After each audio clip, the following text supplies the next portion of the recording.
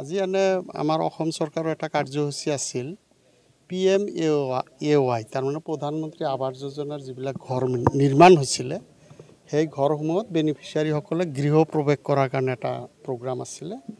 তাত আমি সৃজন গ্ৰাম, কীৰ্তনপাৰা, বালাৰচৰ আৰু জপিয়া জিপিত সেই গৃহ প্ৰৱেশৰ কামখিনি কৰিলোঁ আৰু তাৰ লগতে কেইবাটাও উন্নয়নমূলক কামৰ আঁচনি মানে আধাৰশিলা স্থাপন কৰিলোঁ। যেনে আপোনাৰ কীৰ্তনপাৰা জামে মছজিদৰ ওচৰত গৰাখহনীয়াৰ সমস্যা আছিল, তাতে MPLADৰ ফালৰ পৰা 4 লাখ টকাৰ এটা মানে গৰাখহনীয়া প্ৰতিৰোধ আঁচনিৰ আধাৰশিলা স্থাপন কৰা হ'ল। পৰৱৰ্তী সময়ত আমি বালাৰচৰ মাত্ৰাগোলা হাইস্কুলত 15 ফাইনেন্স কমিশ্যনৰ ফালৰ পৰা 2,55,000 টকাৰ এটা গেট আৰু বাউণ্ডাৰী ৱালৰ কামৰ আধাৰশিলা স্থাপন কৰিলোঁ। আৰু এতিয়া আমি ইয়াতে মাত্ৰাগোলা আঞ্চলিক যুৱ ক্লাবৰ মানে ঘৰখনে নাই, কেইটামান খুঁটাহে আছে। তাৰ ঘৰৰ নিৰ্মাণ কৰাৰ কাৰণে আমাৰ যুৱকসকলক উৎসাহিত কৰাৰ কাৰণে 2,38,900 টকাৰ এটা অনুমোদন আগবঢ়া হ'ল 15 ফাইনেন্স কমিশ্যনৰ 22-23-ৰ ছেকেণ্ড কিস্তিৰ পৰা দিয়া হৈছে। এইখিনি কাম আজি মানে আমি আধাৰশিলা স্থাপন কৰিলোঁ আৰু কেইবাটাও কাম আছে যদিও মানে আজি সময়ৰ অভাৱৰ কাৰণে কৰিব নোৱাৰিলোঁ। ইয়াতে আৰু বালাৰচৰ মাত্ৰাগোলা জিপিতে 6-7টা কাম আছে, সেইখিনি আজি বেলেগ এদিন আমি তাৰিখ কৰিম। তেনেকৈ প্ৰতিটো জিপিতে উন্নয়নমূলক কামৰ ভালেখিনি সংখ্যা আছে। ইয়াৰ পৰৱৰ্তী সময়ত আমি গোলাপাৰা, বাংলাপাৰা, নাম্বাৰপাৰা, চাকলা, কুকিলা আদি জিপিত 2-4 দিনৰ ভিতৰতে আমি আধাৰশিলা স্থাপনৰ কামবিলাক হাতত ল'ম। উন্নয়নৰ কাৰণে যথেষ্ট চেষ্টা কৰি আছোঁ, তথাপিও যিমানখিনি কৰি আছোঁ তথাপিও আমাৰ অঞ্চল যিটো অনুন্নত অঞ্চল সেয়া এপাচি শাকত এটা জালুক সদৃশে।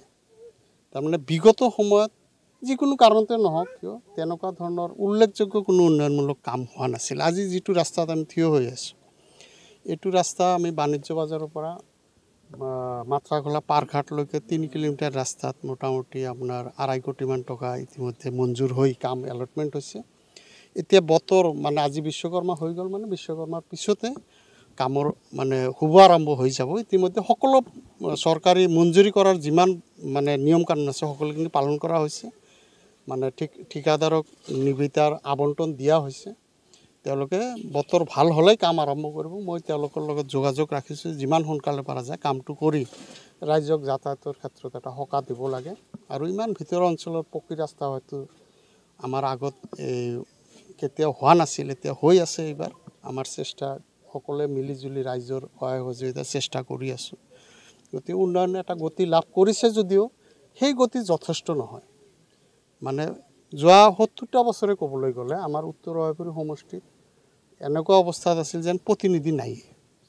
বিধানসভাত কোনো বিষয়ত কেতিয়াও কোনো কথা উত্থাপন কৰা হোৱা নাছিল। এতিয়া আপোনালোকে দেখা পাইছে যে প্ৰতিটো বিধানসভাত 10-15-20 মিনিটকৈ আমাৰ সমষ্টিৰ সমস্যাৱলী আমি দাঙি ধৰাৰ কাৰণে সামৰ্থ্য হৈছোঁ। তাৰ ফলশ্ৰুতিত ৰাস্তা ঘাটে কওক, বানপানী গৰাখহনীয়াৰ ক্ষেত্ৰতে কওক, কিছু হ'লেও আমি সকাহ লাভ কৰিবলৈ সামৰ্থ্য হৈছোঁ।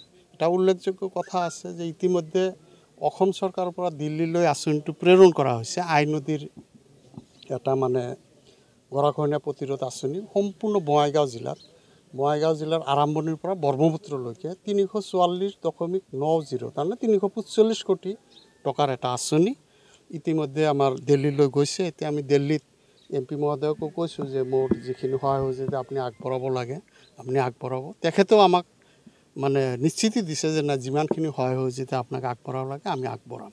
প্ৰশ্ন কাকত আমি জনাত মানে এক্সাম শেষ হোৱাৰ পিছত ফাদিল হৈছে, তথাপিও ফাদিল হ'ব লগা নাছিলে।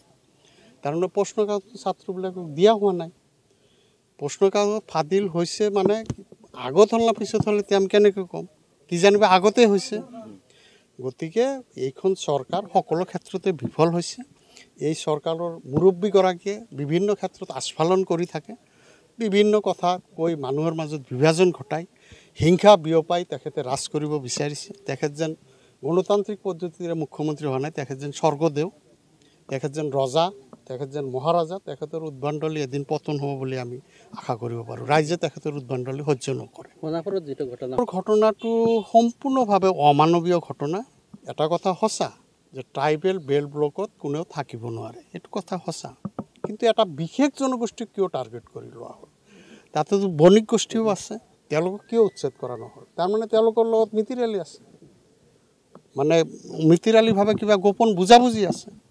আৰু এটা জনগোষ্ঠীক টাৰ্গেট কৰি লোৱা হৈছে, শুনামতে তাতে কিছু মেডিবাট্টাৰ মানে মাটিৰ গৰাকীও আছে, তেওঁলোককো উচ্ছেদ কৰা হৈছে। তো উচ্ছেদ এটা কৰিলে সুপ্ৰিম কোৰ্টে নিয়ম বান্ধি দিছে, 15 দিন আগত নোটিছ দিব লাগিব।